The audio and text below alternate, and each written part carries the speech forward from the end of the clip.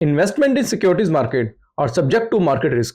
Read all the related documents carefully before investing. नमस्कार दोस्तों, मैं Umesh Sharma chart analysis channel पे आपका हार्दिक स्वागत करता हूं। और आज का दिन थोड़ा अच्छा नहीं रहा मार्केट के लिए, स्टॉक मार्केट के लिए, क्योंकि आज बाजार में करेक्शन देखने को मिली है। अब करेक्शन की बात करें तो भैया जैसे आप देख रहे थे, क्योंकि काफी टाइम से हम चर्चा कर रहे थे कि बाजार जो है वो डेली चार्ट पे थोड़ा सा पॉजिटिव है, बट हमने कल भी बात करी थी आपसे और ये बताया था कि बाजार तो पॉजिटिविटी दिखा रहा है, बाजार तो पॉजिटिविटी दिखा रहा है, बट ऊपरी लेवल पे जाके कहीं ना कहीं कंसोलिडेट भी हो रहा है और वॉल्यूम उस तरीके से नहीं आ रही जिस तरीके से आने चाहिए थे। मैं इससे पहले भी चर्चा कर रहा था और हो क्या रहा है, बाजार एक दिन पॉजिटिव, एक दिन नेगेटिव, फिर पॉजिटिव, फिर नेगेटिव और पॉजिटिव नेगेटिव, इसी तरीके से बाजार जो है कहीं ना कहीं रेजिस्टेंस लेवल के ऊपर काम करा रहा है। अब देखो, कभी भी देखे बाजार में कभी भी कोई रेजिस्टेंस देखने को मिलता है और उसके बाद बाजार कंसोलिडेट होता है तो वहां पे हमें डाइवर्जेंस देखने चाहिए, और डाइवर्जेंस जो थे थोड़े से नेगेटिव थे, इससे पहले ही मैंने बात करी थी। बट आपको ये भी बोला था कि ओवरऑल बाजार बुलिश है। रीजन उसका क्या है, क्योंकि जब तक ये रेजिस्टेंस के ऊपर रहेगा, जो कि 24,100 का रेजिस्टेंस है, उसके ऊपर रहेगा तो तेजी देखने को मिल सकती है। बट हो क्या रहा है कि बाजार में वॉल्यूम्स नहीं है। अब काफी लोग ये बोलेंगे कि भाई ऐसा क्या हुआ, क्या रीजन है, बाजार क्यों गिर रहा है। भाई सीधी सीधी बात है, मैंने कल के वीडियो में आप देख रहे हैं, मैंने आपको बताया था कि हमारा जो मार्केट है, अगर हम अपने मार्केट की बात करें भाई, यहां हम इंडिया की बात करें तो भाई 96% फॉरेन इन्वेस्टर ने अपना पैसा निकाल लिया है। एक मेरे किसी दोस्त से बात हुई थी, वो मुझे पता क्या बोल रहा है, हमारा देश विश्व गुरु बन चुका है, पता कितनी इंडस्ट्री आ रही है। मैंने कहा भाई तू गूगल कर ले, ठीक है, तेरे को पता चलेगा कि इकोनॉमिक क्राइसिस चल रहा है हमारी कंट्री में। 96% फॉरेन इन्वेस्टर ने पैसा निकाल लिया है। वो कह रहे हैं सच में? मैंने कहा हाँ जी, बिल्कुल सही बात है। जब पैसा ही नहीं होगा तो मार्केट कितने भी पैटर्न्स बना ले, बाजार उस हिसाब से रिएक्ट नहीं करेगा। ठीक है, हम टेक्निकल एनालिस्ट हैं, हम टेक्निकली आपको बता सकते हैं कि भाई ये लेवल है, इस लेवल के ऊपर तेजी आएगी। बट जब बाजार में ही पैसा नहीं है, बाजार में ही वॉल्यूम ट्राई है, तो किस तरीके की तेजी भाई ये देखने को मिलेगा। और देखो कितने प्रोटेस्ट हो रहे हैं पूरे इंडिया की, दुनिया भर में अभी बदनामी आपको देखने को मिल रही है। तो आपको मैं सीधे सीधे बता देता हूं भाई, ये अभी चीजें जो है वो ठीक नहीं है। आप कितने भी लेवल्स देख लो, क्योंकि लेवल जो है, अगर हम बात करें निफ्टी की बात करें तो जो कि निफ्टी का रेजिस्टेंस है, मार्केट ने 3, 4, 5, 6, 7, 8, 9, 10, 11, 12, 15, 16 कैंडल्स लिख गई हैं। यानी कि 16 दिन बाजार जो था वो बुलिश कैंडल के ऊपर था, यानी रेजिस्टेंस के ऊपर काम करा रहा था। तो फिर तेजी क्यों नहीं आई यहां पे? हमें भी लग रहा था भाई, मैं भी बोल रहा था, मैं पलट नहीं अपनी बात से, 24,600 लग रहा था, बिल्कुल लग रहा था। बट अभी आज जिस हिसाब से 191 पॉइंट गिरा है, उसका कारण क्या है ये भी तो जानो। उसका कारण सीधा सीधा ये है कि भाई चीजें ठीक नहीं चल रही कंट्री में। जब टेक्निकली चार्ट भी पॉजिटिव लग रहा है और उसके बाद भी प्राइस मूव कर ही नहीं रहा, लगातार कंसोलिडेशन मना रहा है, तो ऑप्शन बाय की तो पिटाई होगी, चाहे वो ऑप्शन कॉल बाय करे चाहे पुट बाय करे। और इसके हिसाब से अगर देखें तो भाई मुझे नहीं लग रहा फिलहाल कुछ टाइम के लिए कि बाजार जो है, ठीक है बुलिश हो सकता है, 24,100 का लेवल ब्रेक करेगा तो ठीक है। अगर वॉल्यूम पॉजिटिव होते हैं तो तेजी देखने को मिल सकती है, क्योंकि पैसा तो आना पड़ेगा ना। अगर आप बोलेंगे कि भाई बाजार जो है, ठीक है जी, बाजार जो है मान के चले, कहते हैं जी बाजार तो है पॉजिटिव है, ठीक है। अरे यार, हम कहते हैं हम कितना भी एनालिसिस कर ले, हम कितना भी सपोर्ट रेजिस्टेंस देख ले, कितने भी सब कुछ देख ले, जब तक मार्केट में पैसा नहीं आएगा, जब तक वॉल्यूम नहीं आएगा, जब तक फॉरेन इन्वेस्टर नहीं आएंगे, तो किस बात की तेजी देखने को मिलेगी? फिर वही देखने को मिलेगा, आज तेजी कल मंदी, आज तेजी ये मंदी, फिर यही घूमते रहो। या तो क्या कर सकते हैं, या फिर आप 5-5 मिनट के चार्ट लगाइए और 5-5 मिनट के चार्ट में फिर वही ट्रेड करिए, यही कर सकते हैं। और कर क्या सकते हैं? कोई ऑप्शन तो है नहीं यहाँ पे। आप ये देखें ना, कितनी दिनों से मार्केट बुलिश था, बट वही फिर आज फिर से बाजार डाउन ट्रेंड में आ गया। अब ये चीज़ अगर आप देखेंगे तो मैं आपको फिर से एक एनालिसिस कवर करूंगा यहाँ पे, तो मैं बता देता हूँ कि ये भी एक्सपेक्टेशन है कि बाजार जो है वो 23,800 के आसपास आ जाए, क्योंकि अगर आप देखें तो 50 डेज की मूविंग एवरेज के ऊपर ही काम करा रहा है। तो ये सबसे बड़ी बात है निफ्टी के लिए। अगर बाजार जो है 23,830, 850 के ऊपर भी आता है तो वो भी आपके लिए बाय अपॉर्चुनिटी बन सकती है। मैं यही कह रहा हूं कि गिरावट में बाय अपॉर्चुनिटी है, मगर अगर तेजी भी आ गई, चलो मान लो कल तेजी भी आ जाती है, 100-150 पॉइंट बुलिश भी हो जाता है, बट उसके बाद उसके बाद क्या बात उसमें, मतलब वॉल्यूम ही नहीं है ना मार्केट में। आप डेटा निकाल के देखो, वॉल्यूम है ही नहीं, ड्राई है, बिल्कुल वॉल्यूम ड्राई है, तो कहां से तेजी देखने को मिलेगी बाजार में? तो वही चीज हो रही है दोस्तों, कहीं ना कितनी भी एनालिसिस करो, एनालिसिस के बाद जब आप देखते हैं ना कि आपका एनालिसिस ठीक है, बट वॉल्यूम की वजह से बाजार आपकी फेवर में मूव नहीं कर रहा, तो कहीं ना कहीं यार गुस्सा तो आता है।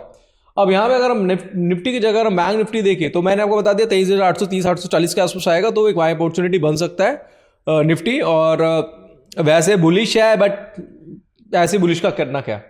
अब यहाँ पे अगर आप देखें तो बैंक निफ्टी का चार्ट देखते हैं, बैंक निफ्टी का चार्ट देखेंगे, बैंक निफ्टी अपने रेजिस्टेंस के ऊपर था। अरे यार सीधी सीधी बात है, चलो मैं ये नहीं कह रहा कि यार एक दिन रेजिस्टेंस के ऊपर काम कराया, यहाँ पे आप देखो कितना टाइम मार्केट ने सस्टेन करा। मैंने इससे पहले बोला था कि भाई नेगेटिव डाइवर्जेंस देखने को मिल रहे हैं, लगातार रेजिस्टेंस के ऊपर जब भी मार्केट कंसोलिडेट होता है नेगेटिव डाइवर्जेंस देखने को मिलती है तो गिरावट आ जाती है, और वही चीज देखने को मिली है। बट फिर भी मेरे को लग रहा है कि एक बार हो सकता है कि 56,200 के आसपास बैंक निफ्टी आए, अपनी 50 डेज की जो मूविंग एवरेज है उसके आसपास एक बार कहीं ना कहीं सस्टेन कर सकता है, और वहां से रिवर्सल देखने को मिल सकता है। तो वहां से मुझे लगता है कि 58,000 के आसपास भी जा सकता है। तो अगर करेक्शन आती है तो वो अपॉर्चुनिटी लेके चलिएगा, एक सपोर्ट आप मेंटेन करके चलिएगा जो कि 56,200 है। 56,200 पे ही फिर देखना पड़ेगा कि क्या बाजार में आगे हो सकता है।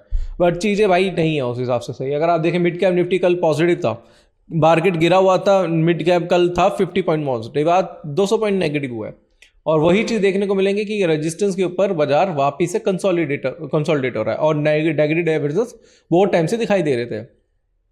तो ठीक है भाई, अभी देखना पड़ेगा, कल का मार्केट बहुत ज़्यादा इंपॉर्टेंट है। कल देखना पड़ेगा कल क्या पॉजिटिव रहता है, नेगेटिव रहता है, और पॉजिटिव होता है तो कितना पॉजिटिव होता है, और कल वॉल्यूम्स कैसे होते हैं मार्केट में वो भी देखने पड़ेंगे। क्योंकि वॉल्यूम्स जब तक नहीं होगा ना तो मार्केट उठ नहीं सकता, और अगर बाजार गिर रहा है तब भी वॉल्यूम्स नहीं है तो मार्केट और गिर नहीं सकता। ध्यान में रखना, क्योंकि गिरने के लिए भी वॉल्यूम्स चाहिए, बढ़ने के लिए भी वॉल्यूम्स चाहिए। मैं आपको बता देता हूं भाई, ये एक्चुअल में अगर बाजार गिर भी रहा है और वॉल्यूम्स नहीं है ना तो वो फिर वहीं कंसोलिडेट होगा या फिर रिवर्स कर देगा। आप देखिए, और जब रिवर्स करेगा तब वॉल्यूम आए तो फिर वो पूरी जो डाउन ट्रेंड है वो पूरा अप ट्रेंड में कन्वर्ट हो जाता है। तो वही चीज मैं आपको सिखा रहा हूं कि अभी जो बाजार है ठीक नहीं है। फिन निफ्टी भी देखेंगे तो फिन निफ्टी में भी करेक्शन देखने को मिली है, और देखते हैं क्या रहता है आगे। तो कल का मार्केट बहुत इंपॉर्टेंट है, उसको थोड़ा देखना पड़ेगा। बाकी मैं आपको अपने टेलीग्राम चैनल दिखा देता हूँ, कुछ एनालिसिस हमने करी थी, एनालिसिस शेयर कर देता हूँ। तो भाई हमने यहाँ पे कुछ एनालिसिस करी थी, जैसे निफ्टी की आज हमने पुट बाय कराई थी। आपको पता होगा मॉर्निंग में हमने 8:04 मतलब 9:30 बजे, मतलब मार्केट ओपन होते ही हमने सीधा पुट बाय करा दी थी, क्योंकि मार्केट अब 37 पॉइंट माइनस था। जब 37 पॉइंट माइनस था तो हमने सीधा पुट ही बाय कराई थी, और पुट बाय कराने के बाद हमारा टारगेट आया इसमें। इसके साथ साथ देखेंगे तो हमने भारत फोर्ज को सेल कराया, क्योंकि हमें पता था कि जिस हिसाब से नेगेटिव डाइवर्जेंस देखने को मिले हैं तो बाजार पॉजिटिव नहीं है। कल हमने इसके बाद में चर्चा करी थी आपसे। ओवरऑल बाजार बुलिश है, ठीक है, ओवरऑल को छोड़ो भाई, वो एक महीने बाद बुलिश होगा, ठीक है। बट आज का क्या, आज हमें क्या करना है उसके बारे में अगर हम देखेंगे तो आज हमने सेल कराया था, भारत फोर्ज कराया था। इसके साथ साथ हमने ये हीरो जीरो ट्रेड कराया था, सेफ ट्रेड कराया था। तो ये सारी चीज़ें, पावर इंडिया का पुट का एवरेज प्राइस हमने दिलवाया था आपको, और हमने क्या करा था, टारगेट से बुक कराए थे इसमें। यानी कि हमारा जो ऑप्शन था उसमें टारगेट आया था, और कोई पोजीशंस हमने कराई थी भारत फोर्स की, हमने कॉस्ट टू कॉस्ट से एग्जिट करा दिया था। तो कहने का मतलब ये था, हमारा आज एक ट्रेड बना था जो कि मेन निफ्टी में था, जिसमें हमने खुलते बाजार में जैसे ही निफ्टी 37 पॉइंट माइनस हुआ था, जब ओपन हुआ था 37 पॉइंट माइनस में था, तो हमने क्या करा था, इसमें सेल पोजीशन करा दी थी। किसकी? हमने निफ्टी की। अब निफ्टी की सेल पोजीशन का कारण क्या था वो भी हम देखेंगे। तो 15 डेज की मूविंग एवरेज के नीचे काम करा रहा था, राइट। ओवरऑल नेगेटिव डाइवर्जेंस से इसने क्या करा था अपना, जो यहाँ से अगर आप चेक करेंगे तो हम एक सपोर्ट लेवल था उसको भी कहीं ना कहीं ब्रेक कर दिया था। तो सपोर्ट को ब्रेक करे था ट्रेंड लाइन ने, तो पता चल गया था कि यार आज बाजार में तो तेजी नहीं आ सकती। तो इस वजह से हमने क्या करा था, यहाँ पे पुट बाय कराई थी। अब पुट बाय कराई थी तो बाजार नीचे आया तो हमने क्या करा था, प्रॉफिट बुकिंग इस पे करा दी थी। बट हम कोई भी कैरी फॉरवर्ड नहीं कर रहे हैं इंडेक्स की, क्योंकि कुछ कह नहीं सकते इंडेक्स के बारे में, क्योंकि ये ना ट्रक ड्राइवर की तरह हो चुका है, सुबह सोता रात को चलता है। आज क्या हुआ, आज नेगेटिव है, कल पता चलेगा फिर पॉजिटिव हो गया, हो सकता है कल और भी ज़्यादा नेगेटिव खुल जाए।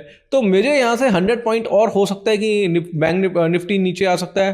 बैंक निफ्टी मुझे लगता है 1000 पॉइंट और नीचे आ सकता है, मैक्सिमम 500-600 के आसपास की रेंज में बना सकती है। बट उससे नीचे जाने के लिए भी कहीं ना कहीं मार्केट को वॉल्यूम चाहिए, और वॉल्यूम्स नहीं होंगे तो बाजार उस तरीके से रिएक्ट नहीं करेगा।